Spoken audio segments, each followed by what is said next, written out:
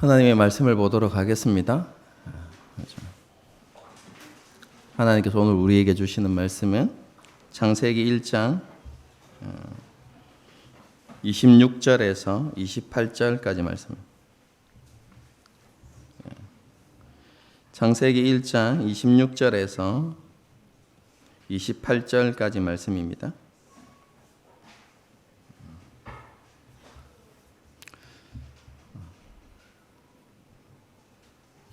다 같이 한 목소리로 하나님의 말씀을 읽도록 하시겠습니다.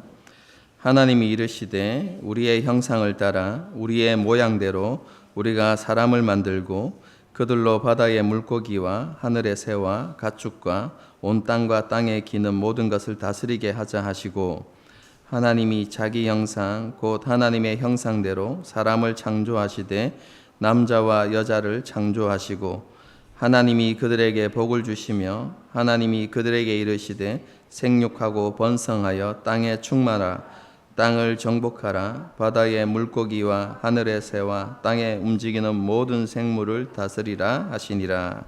아멘. 지난 시간 우리는 창세기 1장 1절부터 2장 3절까지에 기록된 창조 기사에 대해서 생각해 보았습니다. 이 창조 기사에는 하나님께서 만물을 어떻게 만드셨는가, 그것에 대한 내용도 기록되어 있지만 그것은 창조 기사의 핵심 메시지가 아니다. 제가 이렇게 말씀을 드렸죠. 창조 기사의 핵심 메시지는 폐허가 된 땅을 다시 온전케 하는 회복에 대한 이야기다. 제가 이렇게 말씀을 드렸습니다. 모든 질서가 파괴되고 생명이 없는 죽음과 어둠만 가득한 땅에 질서를 세우시고 생명으로 가득 채우시는 회복에 대한 이야기다. 하나님의 구원에 대한 이야기다. 제가 이렇게 말씀을 드렸죠. 공허하고 혼돈으로 가득한 땅을 회복하고 재구성하는 이야기가 바로 창조 이야기다. 제가 이렇게 말씀드렸습니다. 하나님께서 혼돈과 공허로 가득한 땅에 참된 안식을 완성하는 이야기가 바로 창세기 1장 1절부터 2장 3절까지의 내용입니다. 혼돈과 공허, 어둠과 죽음으로 가득한 땅이 어떻게 회복되고 어떻게 안식이 이루어지게 됩니까? 창조기사가 우리에게 가르쳐 주는 것은 왕이시며 주관자이신 하나님의 말씀에 온전히 순종할 때 질서가 세워지고 조화를 이루고 아름다움이 생겨나고 빛과 생명으로 충만해진다라는 것을 말씀해 주고 있습니다. 왕이신 하나님의 주권이 세워지고 모든 만물이 하나님의 통치에 순복할 때 모든 것이 하나님 보시기에 심히 좋은 상태가 되어지고 참된 안식이 이루어진다는 것을 보여주는 것이죠. 이것은 단순히 창조 기사에만 나타나는 것이 아니라 약속의 땅인 가나안에 들어가게 되어질 이스라엘 백성들에게도 적용되는 이야기다라고 지난 시간에 말씀드렸습니다. 이스라엘 백성들이 왕이신 하나님의 통치에 온전히 순종하게 될 때 그들은 비로소 젖과 꿀이 흐르는 땅에 들어가게 됩니다. 그리고 그 땅에서 하나님이 주시는 그 모든 은혜와 복을 누리기 위해서는 그들이 철저히 하나님의 왕되심 앞에 순종하는 삶을 살아가야 했던 것이죠. 하나님의 말씀에 온전히 순종할 때 하나님의 충만함과 풍성함을 누리는 그런 복된 삶을 살게 된다는 것입니다. 다르게 이야기하면 하나님의 왕권이 온전히 세워질 때 그 젖과 꿀이 흐르는 그 땅에 하나님께서 원하시는 안식이 이루어진다는 것을 보여주고 있는 것이죠. 여러분, 이것은 이스라엘 백성들의 삶뿐만 아니라 오늘날을 살아가는 저와 여러분에게도 동일하게 적용되는 원리라고 말씀드렸습니다. 우리가 어떻게 하나님이 주신 안식을 누리며 이 땅을 살아갈 수 있습니까? 우리의 삶 가운데 하나님의 왕권이 세워질 때 가능한 것입니다. 하나님의 질서가 세워지고 우리가 하나님의 말씀에 온전히 순종하는 삶을 살아갈 때 비로소 우리에게 하나님이 주시는 안식이 있다. 다르게 표현하면 우리가 하나님의 나라를 누리고 하나님과 동행하는 삶을 살아갈 수 있다는 것을 창조기사가 우리에게 가르쳐 주고 있는 것이죠.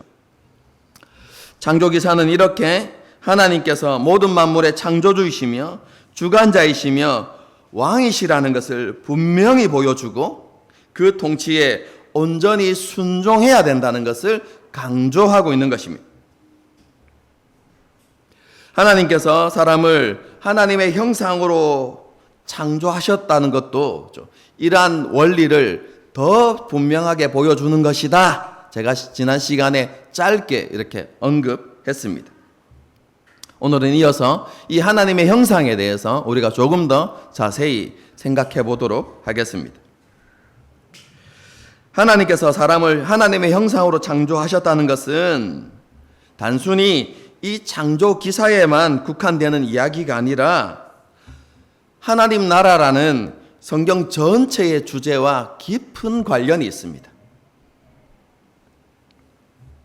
그럼 성경 전체가 주는 메시지가 뭐죠? 여러분, 하나님의 형상과 관련되어서 성경 전체의 이야기를 생각해 보면 이렇습니다. 인간이 하나님의 형상으로 창조되었죠. 그러나 우리가 몇 주 뒤에 살펴보게 될 것이지만 인간의 범죄와 타락으로 인해서 하나님의 형상을 잃어버리게 됩니다. 그리고 그 결과로 그들은 하나님의 나라에 머물지 못하고 쫓겨나는 신세가 되는 것이죠. 여러분, 그런데 둘째 아담이신 예수님의 사역을 통해서 타락한 인간이 하나님의 형상을 회복하게 되어지고 다시 하나님 나라에 들어가게 되어졌다는 것을 성경이 이야기하고 있습니다. 여러분, 그런데 하나님의 나라가 그렇죠? 회복되었지만 아직까지 완성된 것은 아닙니다. 예수님께서 다시 오실 때 그 하나님의 나라가 완성될 될 것인데 그때에 하나님의 나라의 백성인 우리 또한 하나님의 형상을 온전하게 회복하게 된다라는 이야기가 성경 이야기입니다. 창세기부터 요한계시록까지의 이야기이죠. 그렇죠? 이렇게 성경 전체의 큰 주제가 되는 하나님의 형상이라는 이 의미를 우리가 바르게 이해하기 위해서는 한 가지 전제를 우리가 먼저 생각해야만 합니다. 그것이 무엇이냐면 우리에게 눈으로 보여지는 완전한 하나님의 형상이 있다는 것입니다. 그 하나님의 형상이 누구입니까? 둘째 아담이신 예수 그리스도이십니다. 하나님께서 창조하신 완전한 하나님의 형상이 바로 예수 그리스도 그분이시다라는 이 전제를 가지고 하나님의 형상을 바라보아야 한다는 것이죠. 그리고 이런 하나님의 형상에 대해서 다룰 때 제일 먼저 우리가 살펴보는 본문이 바로 오늘 우리가 읽은 창세기 1장 26절부터 28절까지의 말씀이 있죠. 다시 한번 26절을 보겠습니다.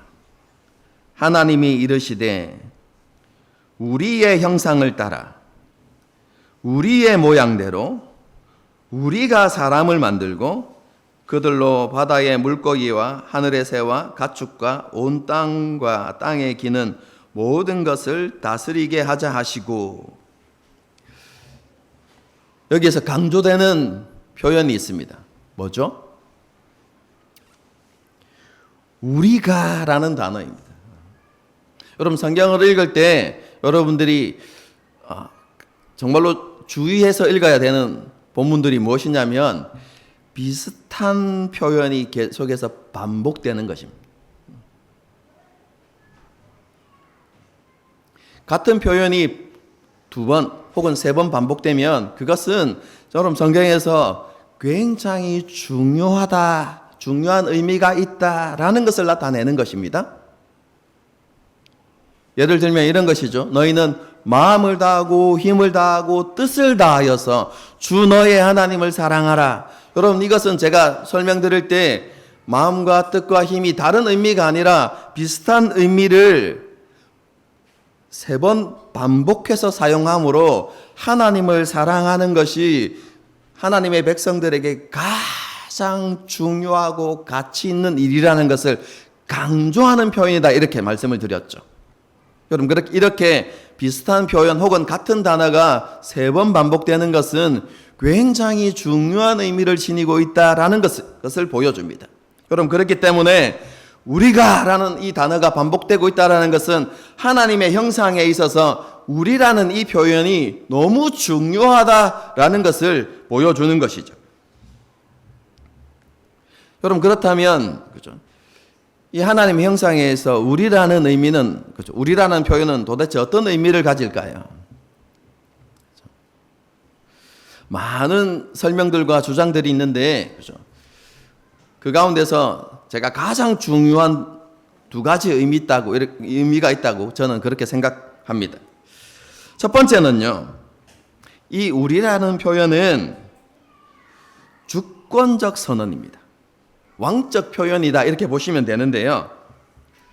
천상에 있는 신하들, 그 존재가 누구입니까?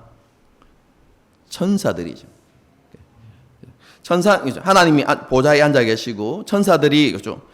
수호 천사들이 있고 그 앞에 또 천사들이 있겠죠. 그렇죠? 그럼 그 자리에서 하나님께서 자신이 왕으로서 주권적 선언을 하시는 것입니다. 그 신하들에게 내가 나의 형상을 따라서 사람을 만드시겠다라고 그렇게 선언하시는 것입니다. 여러분, 여기에서 우리라는 표현은요, 공식적으로 왕이 자신을 지칭하는 표현입니다. 이것은 오늘날에도 그렇게 사용되어집니다. 영국 왕실에서요, 국왕이 공식 문서에 자기를 표현할 때 I라고 표현하는 게 아니라요, 위라고 표현합니다. 그리고 이것은 한글로 번역하면 짐이란 뜻입니다. 그렇죠? 우리 사극 보면 신하들을 딱 앉혀놓고 왕이 자신을 뭐라고 표현합니까? 짐이, 이렇게 이야기하죠. 여러분, 그래서 이 우리라는 단어는 하나님 자신을 가리키는 표현입니다. 하나님의, 여러분, 그리고 오늘날에도요, 왜 국왕이 자신을 표현할 때 위라고 우리라 이렇게 표현하냐면요, 이것은 자기 자신만을 이야기하는 것이 아니라 왕실의 권위를 나타내는 것이거든요. 여러분, 그래서 여기 성경에서 우리라고 이야기할 때도 하나님께서도 그런 표현으로 사용하셨다라고 여러분이 이해하시면 되겠습니다. 그러므로 26절은 이렇게 해석하면 되겠습니다.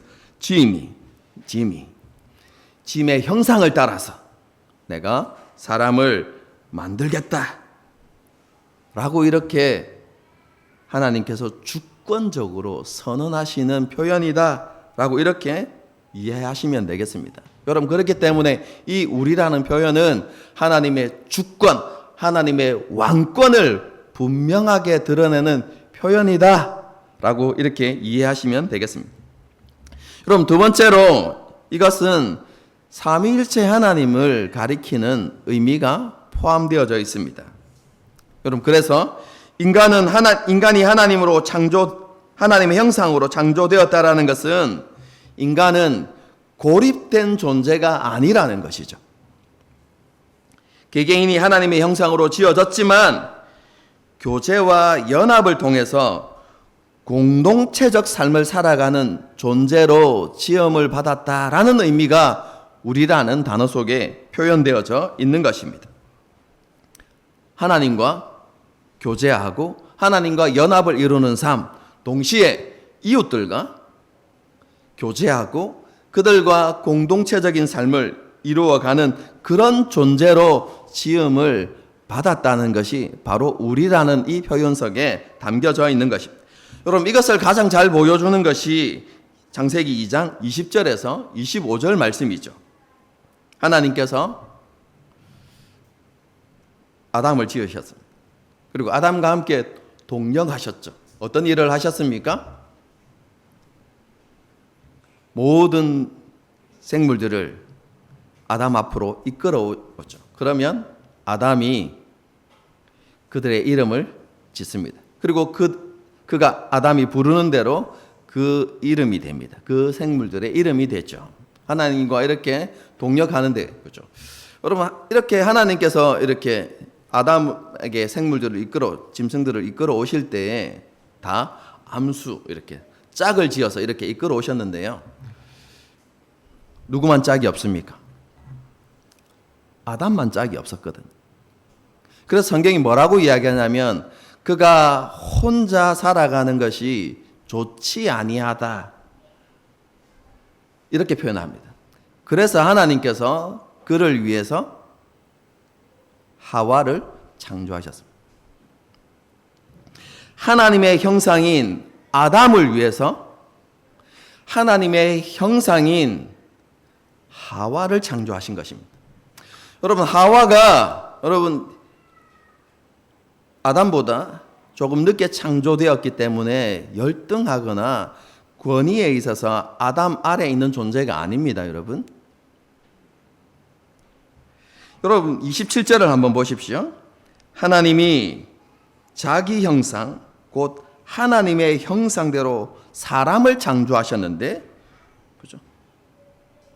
남자와 여자를 창조하셨다고 되어 있습니다. 남자도 하나님의 형상이고 여자도 동등한 하나님의 형상이다라는 것을 분명하게 말씀하시는 것이죠. 여러분, 이렇게 남자와 여자가 각각 하나님의 형상으로 창조되었지만 이 두 존재는 혼자 살아가는 것이 아니라 교제와 연합을 이루고 함께 공동체적인 삶을 살아가도록 지음을 받았다라는 표현입니다. 여러분, 이렇게 아담과 하와의 연합은 하나님의 형상으로 창조되어진 사람이 이 땅을 어떻게 살아가야 하는지를 분명하게 보여주는 것이죠. 한마디로 딱 이야기하면 공동체적 삶을 살아가야 한다는 것입니다. 여러분, 그리고 우리가 율법을 잘 살펴보면요, 그 율법 안에는 그 공동체적 삶을 살아가는 원리가 무엇인가를 잘 가르쳐 주고 있습니다. 여러분, 그래서 그 하나님의 율법을 따라서 하나님의 백성들, 하나님의 형상으로 지어진 사람들은 공동체적 삶을 살아가야 하는 것이죠. 여러분, 그렇기 때문에요, 성도가 혼자 살아가고 혼자 신앙생활 하는 것은 좋지 않은 것입니다. 간혹, 그죠? 그리스도인 가운데 이렇게 말하는 사람들이 있습니다. 나 혼자 그냥 예수님 잘 믿고 하나님 잘 믿고 잘 살아가면 되지. 여러분, 이렇게 말하는 사람이 있는데요. 그런 그리스도인들이 있는데, 여러분, 그것은 성경을 전혀 모르는 것입니다.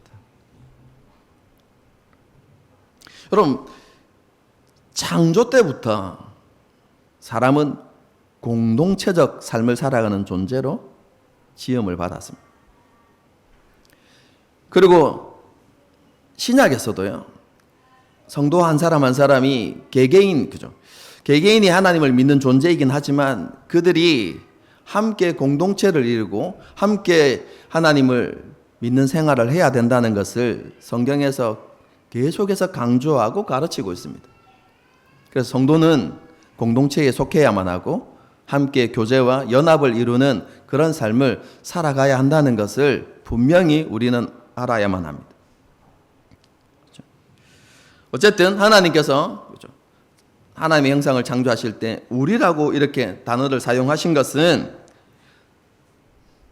개개인이 하나님의 형상으로 지어진 그 사람들이 교제와 연합을 통해서 공동체를 이루는 그런 삶을 살아야 한다는 것을 잘 보여주는 것이죠. 이렇게 왕이신 하나님께서 자기 뜻을 따라 하나님의 형상으로 남자와 여자를 창조하셨습니다. 지난 시간에 말씀드린 것처럼 남자와 여자를 하나님의 형상으로 만드셨다는 것의 가장 기본적인 의미는 뭐죠? 하나님은 왕이시다는 것입니다. 하나님은 주권자이시다라는 것을 분명하게 보여줍니다. 제가 지난 시간에 예를 들어드렸죠. 고대 제국의 고대 제국의 왕들이 정복한 땅에 자기 형상을 세워서 뭘 나타낸다고 했습니까? 자신의 통치권을 드러내는 것이죠. 하나님께서 지으신 이 세상에, 그죠? 하나님께서 자기 형상을 두셨다라는 것은 무엇을 의미합니까? 하나님이 통치자이시다. 하나님이 왕이시다. 하나님이 주권자이시다라는 것을 분명하게 보여주는 것입니다. 여러분, 사람이 존재하는 그것 자체로 뭐라고요? 하나님의 왕대심이 선언되고 있는 것입니다. 그들이 하나님의 형상이기 때문에 그렇습니다. 하나님께서는 이렇게 자기 형상인 사람을 통해서 하나님의 왕권과 통치권만을 드러내신 것이 아니라 자기 자신을 온전히 계시하셨습니다.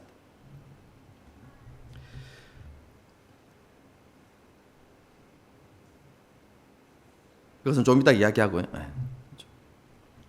하나님께서 그들을 통해서 자신의 통치권과 하나님의 왕권만을 드러내신 것이 아니라 하나님께서 그들에게 놀라운 지위를 하나 이렇게 부여하시는데요.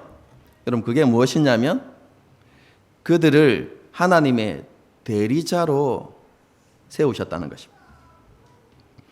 하나님께서는 사람에게 자신의 모든 권세를 위임하시고 지으신 모든 만물을 다스리게 하셨습니다. 하나님을 대신해서 하나님의 대리자로 온 세상을 다스리게 하셨다는 것입니다. 무엇보다도 지구와 그 안에 속한 모든 것을 다스리도록 사람을 하나님의 형상으로 만드셨고 하나님과 닮은 특성을 부여하신 것입니다.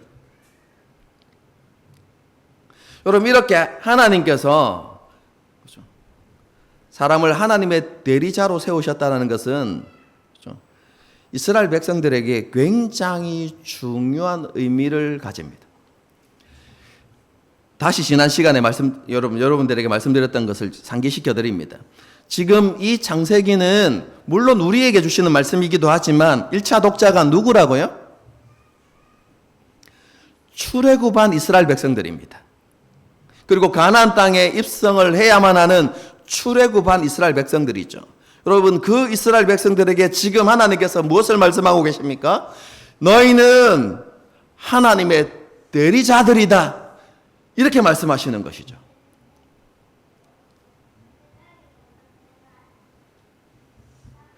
왜 하나님께서 이런 메시지를 그들에게 주실까요?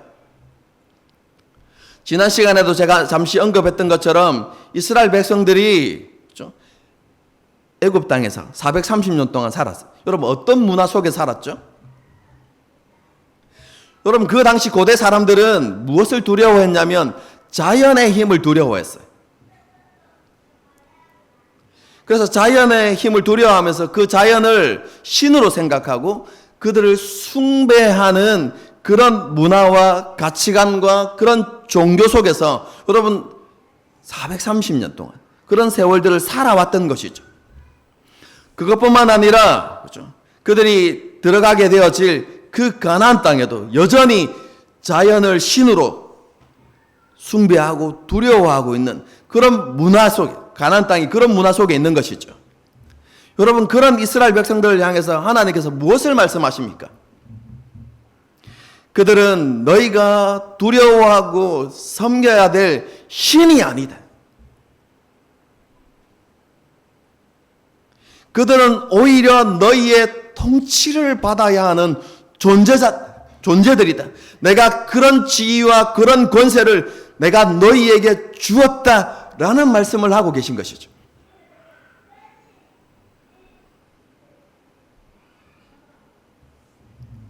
그래서 하나님께서 창조하신 그 어떤 피조물도 너희들에게 신이 되어서는 안 된다. 그것이 사람이든지 아니면 자연이든지 상관없이 모두 너희의 다스림을 받아야 할 존재에 불과하다라는 것을 하나님께서 말씀해 주시는 것이죠. 그래서 우상 숭배를 그죠? 처음부터 하나님께서 차단하고 계신 것입니다. 여러분 그러면서 굉장히 재밌는 표현이 여러분 이 창조기사에 나타납니다.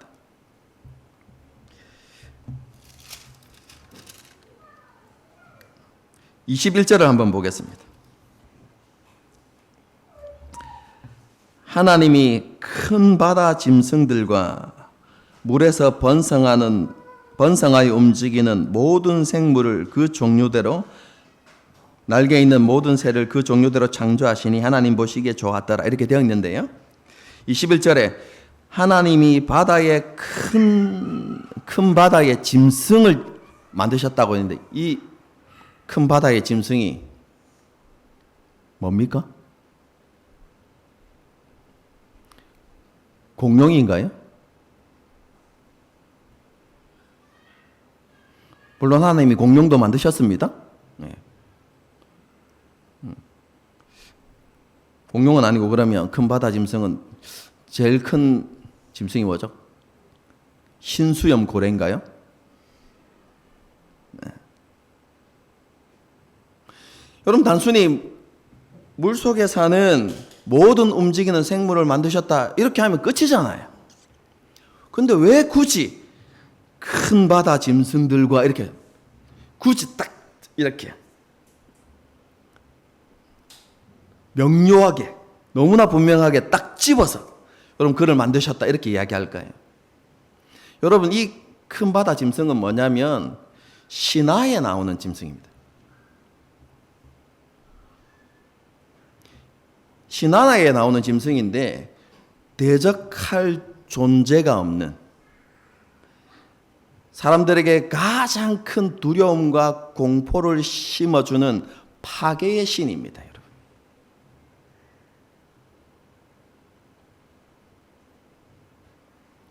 여러분 과학이 발달하지 않은 그 시대에 여러분 이 바다 속에 사는 여러분 큰 이 파괴의 신에 대한 두려움이 있었거든요. 그런데 하나님께서 뭐라고 말씀하십니까? 너희가 가장 두려워하는 그 대상조차도 그것은 신이 아니다. 그것은 뭐라고요? 피조물에 불과하다. 지금 하나님께서 그것을 말씀하고 계시는 것이죠.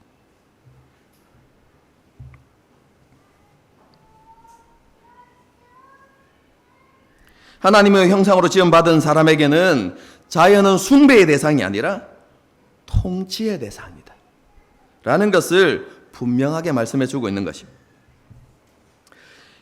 하나님의 형상으로 지음받은 사람은요 이렇게 하나님의 통치를 보여주는 것이기도 하지만 동시에 아까 제가 말씀드렸던 하나님을 보여주는 하나님의 계시이기도 합니다. 쉽게 말해서 하나님의 성품과 하나님의 어떠하심을 드러내주는 존재라는 것이죠. 제가 수요일 날 그죠? 교리 공부하면서 이런 단어를 썼습니다. 이 형상이라는 단어를 요즘 사람들이 쉽게 이해하려고 하면 아이콘이라고 생각하면 된다 이렇게. 그렇죠? 여러분 컴퓨터에 한글 아이콘이 있습니다. 그러면 그 아이콘을 탁 누르면 뭐가 뜨죠? 한글이 탁 뜹니다. 여러분 이게 아이콘이죠. 하나님의 형상이라는 의미가 바로 그겁니다. 우리가 하나님의 아이콘이라는 것이죠. 그래서 우리의 모습을 살펴보면 하나님의 성품이 드러나고 하나님의 어떠하심을 알 수 있는 그런 존재로 우리가 지음을 받았다는 것이죠. 예를 들어서 사랑 안에서 교제하고 연합을 이루면서 여러분 그런 공동체적인 삶을 살아갈 때 우리는 어떤 하나님을 볼 수 있습니까? 삼위일체 하나님에 대해서도 알 수 있겠지만 하나님은 사랑이시구나 라는 것을 알게 된다는 것입니다. 우리가 공의를 행하고 선을 베풀고 긍휼과 자비를 베푸는 삶을 살아가면 그런 삶을 통해서 하나님은 공의로우신 하나님이시고 하나님은 선하신 분이시고 자비와 긍휼의 풍성한 분이라는 것을 알게 된다는 것이죠. 이렇게 사람은 하나님을 온전히 드러내는 그런 통로로서 지음을 받았다는 의미가 하나님의 형상으로 우리가 창조되었다는 것에 포함되어져 있습니다.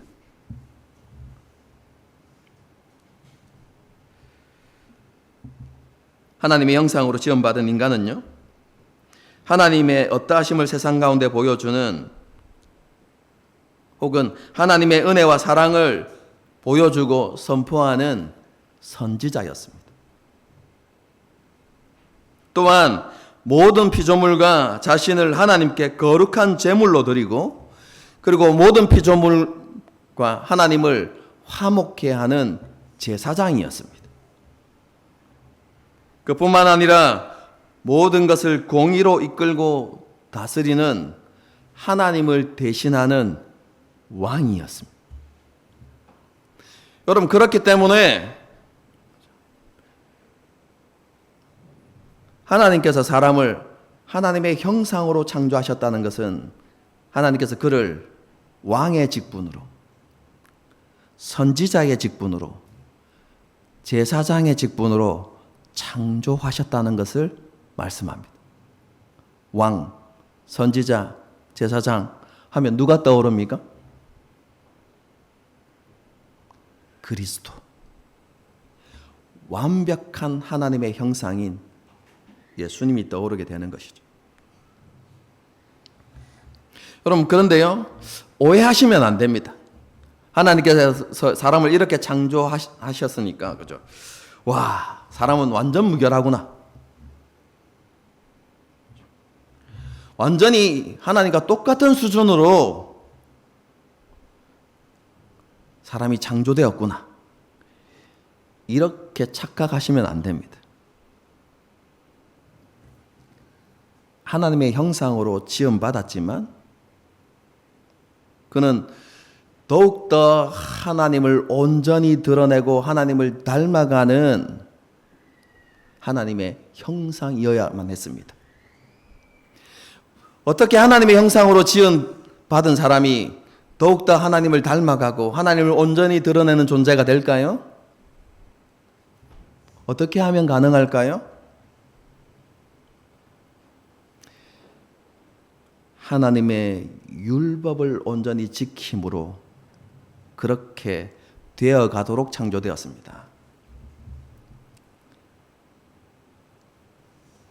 목사님, 창조할 때 율법이 있었나요? 네, 있었습니다, 여러분.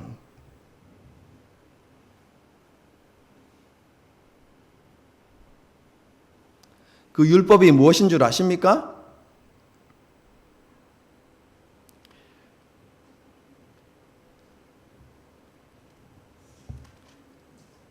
레위기부터 시작되어지는 그 모든 율법. 여러분, 이렇게 이해하시면 안 되고요.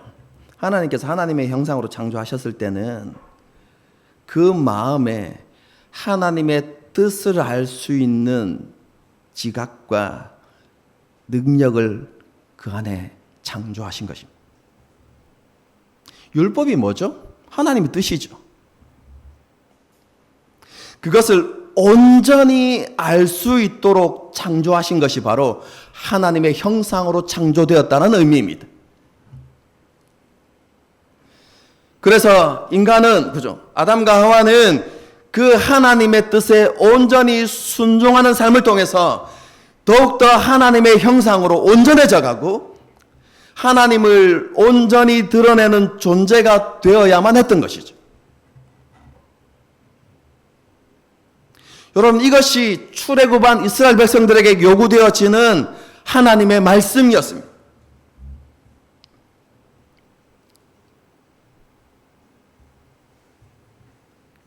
하나님께서 이스라엘에게 원하신, 출애굽한 이스라엘 백성들에게 원하시는 바가 무엇입니까? 여러분, 그들이 가나안 땅에 들어가서 하나님의 율법에 온전히 순종함을 통해서 이스라엘을 통해서 하나님의 영광을 드러내고 하나님의 어떠하심을 드러내어서 하나님을 알지 못하는 열방으로 하여금 하나님을 알게 하고 하나님께로 돌아오도록 하는 것. 여러분, 그것이 이스라엘 백성들을 향한 하나님의 놀라운 계획이었죠. 여러분, 그런데 이것이 단순히 출애굽한 이스라엘 백성들에게만 주어진 사명이 아니라 이미 창조될 때부터 아담과 하와에게 주셨던 사명이라는 사실을 알아야만 합니다. 여러분, 그래서 온 땅에 하나님의 영광으로 가득하게 만드는 것. 여러분, 그것이 아담과 하와에게 주셨던 사명인 것이죠. 쉽게 이야기하면 우리가 나중에 배울 건데요. 온 땅이 하나님 나라가 되게 하는 것, 에덴 동산이 되게 하는 것.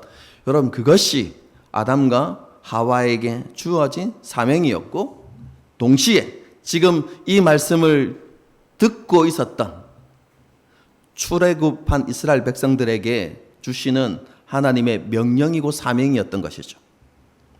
온 땅이 젖과 꿀이 흐르는 땅이 되게 하라. 하나님의 나라가 되게 하라. 온 땅에 하나님의 영광으로 가득 채우라는 명령이 바로 이 말씀인 것입니다.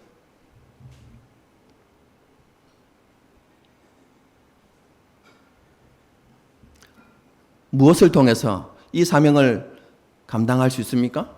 어떻게 이 사명을 성취할 수 있습니까? 하나님의 율법에 온전히 순종함을 통해서 이루는 사명입니다, 여러분.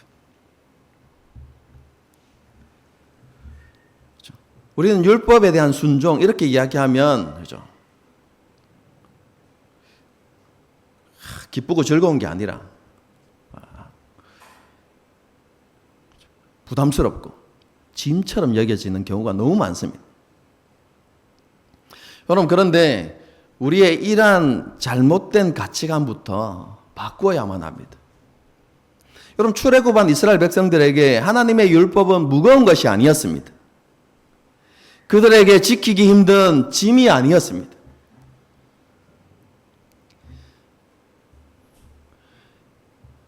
하나님과 언약을 맺는 이스라엘 백성들의 모습을 한번 떠올려 보십시오.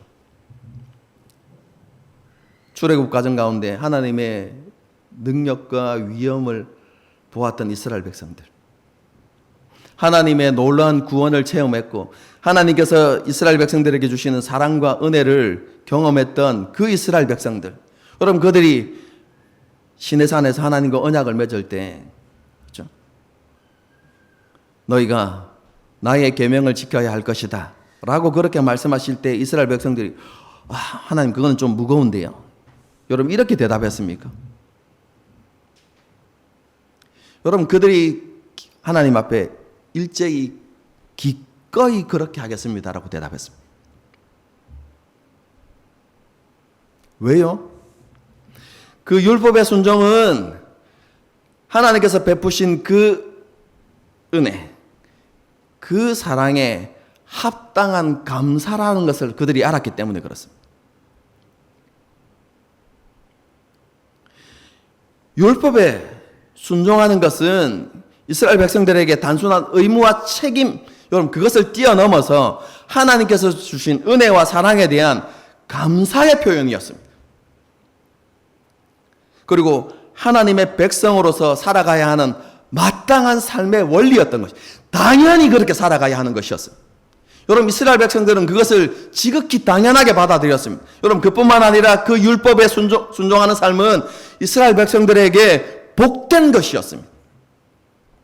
여러분, 율법을 순종할 때 하나님께서 주신 약속이 무엇이죠? 내가 복에 복을 쏟아부어 주겠다, 이렇게 말씀합니다. 너는 들어가도 복을 받고 나가도 복을 받을 것이다. 너와 너 자손뿐만 아니라 내 집에서 기르는 모든 가축과 심지어는 떡 반죽의 그릇에까지 내가 복을 쏟아부어 줄 것이다, 이렇게 말씀하시죠. 너는 꼬리가 되지 않을 것이다. 내가 너를 영화롭게 하고 내가 너를 높이 들 것이다. 여러분, 그것이 무엇입니까? 율법에 순종하는 삶, 다르게 이야기하면 그들이 하나님의 백성다운 삶을 살아갈 때 하나님께서 그러한 은혜와 복을, 그러한 영광을 백성들에게 주시겠다고 약속하고 있는 것이죠. 여러분, 그렇기 때문에 율법을 따라 사는 삶, 율법에 순종하는 삶은 영광스러운 것이고 축복된 것이었습니다. 여러분.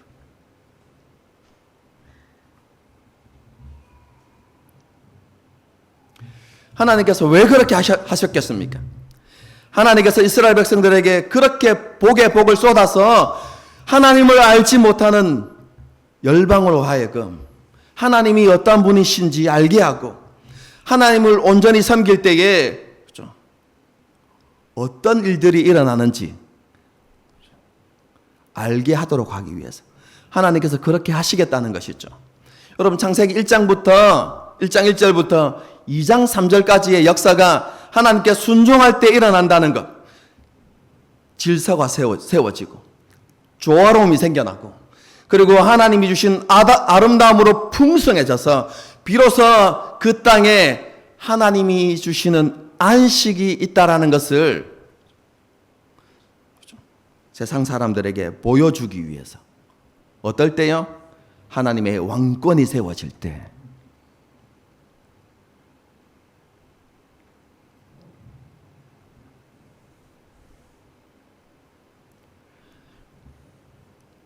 그것을 위해서 하나님께서 우리에게 율법을 주신 것이죠. 그뿐만 아니라 우리는 율법을 지킴으로써 조금 전에도 말씀드렸지만 하나님을 더욱 더 닮아가고 하나님을 온전하게 드러내는 하나님의 형상으로 완성되어져 가는 것이죠. 왜 그렇습니까? 율법은 하나님의 성품, 하나님의 어떠하심이 반영되어 있습니다. 그래서 율법을 지키라는 말은 너희는 나를 닮아야 한다. 너희는 나처럼 살아야 돼. 그걸 신약에서는 뭐라고 이야기합니까? 내가 거룩하니 너희도 거룩하라. 이렇게 말씀하시는 것이죠. 이렇게 이스라엘 백성들은 율법을 지켜서 하나님을 온전히 드러내어서 세상 사람들로 하여금, 열방으로 하여금 하나님이 어떤 분인지를 알고 하나님께 돌아오도록 해야만 하는 그런 사명을 감당해야 했던 것이죠. 그런데 이것은 조금 전에도 말씀드렸듯이 출애굽한 이스라엘 백성들에게만 주신 사명이 아니라 이미 아담과 하와를 창조하셨을 때 그들에게도 주셨던 사명이라는 사실을 우리는 알아야만 합니다. 그리고 시대를 넘어서 오늘날을 살아가는 저와 여러분에게도 주시는 하나님의 사명입니다. 왜 하나님께서 우리를 죄악 가운데서 건져내셔서 하나님의 친백성이 되게 하셨습니까? 흑암의 나라에서 건지셔서 왜 우리를 아들의 나라로 들어오게 하시고 하나님의 자녀가 되는 권세를 주셨습니까?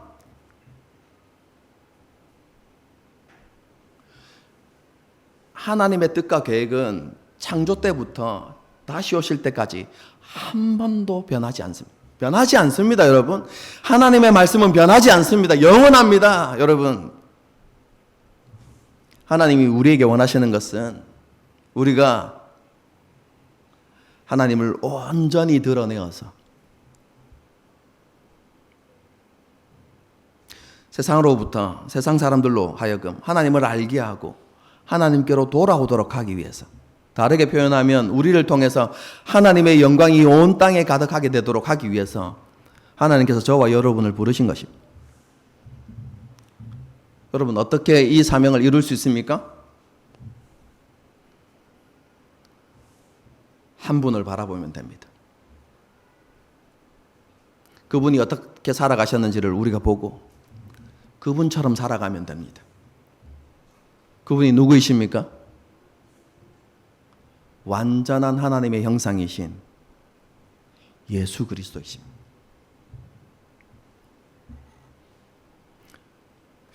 그 삶에 대해서 오늘 구체적으로 시간이 없어서 다 설명하지 못하지만 핵심적으로 딱 이야기하면 예수님이 우리에게 보여주신 삶은 하나님 사랑, 이웃 사랑이었습니다. 예수님은 이 땅에 계실 때 오직 한 분 하나님만 섬기셨습니다.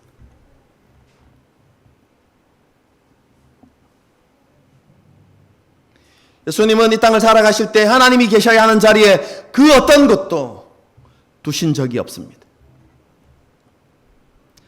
철저하게 하나님의 왕되심을 인정하고 하나님의 말씀에 순종했고 하나님만을 예배하는 삶을 사셨습니다. 그것이 우리가 따라야 하는 삶의 모습입니다. 우리의 마음에 있는 모든 우상들을 깨뜨리고 하나님이 계셔야 하는 자리에는 하나님만 계시도록 해야만 합니다.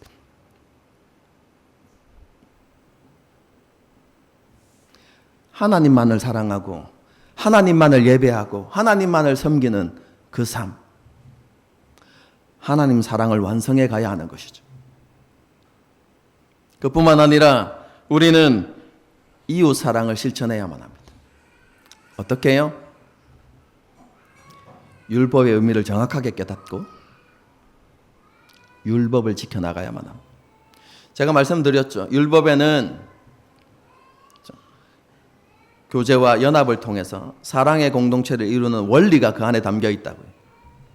여러분, 그래서 그 원리를 가르쳐주는 율법의 의미를 정확하게 이해하고 우리가 그 율법을 실천하며 살아가야 하는 것이죠. 이웃 사랑을 온전하게 실천해 가야 하는 것입니다. 여러분, 이것을 다르게 표현하면 그죠? 결론입니다. 다르게 표현하면 이렇습니다. 그리스도인은 하나님과 하나님 나라의 복음을 전하고 가르치는 선지자의 삶을 살아갈 수 있어야만 합니다.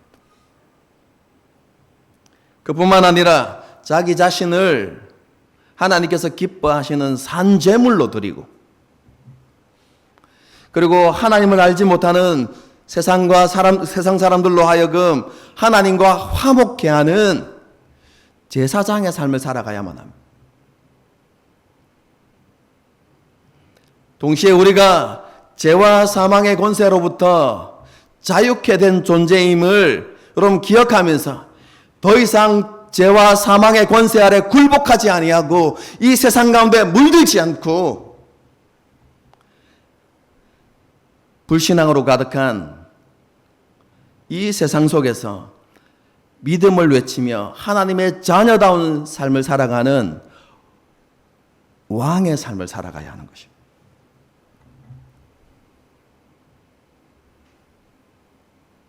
그것이 하나님께서 우리에게 요구하시는 그리스도인다운 삶입니다.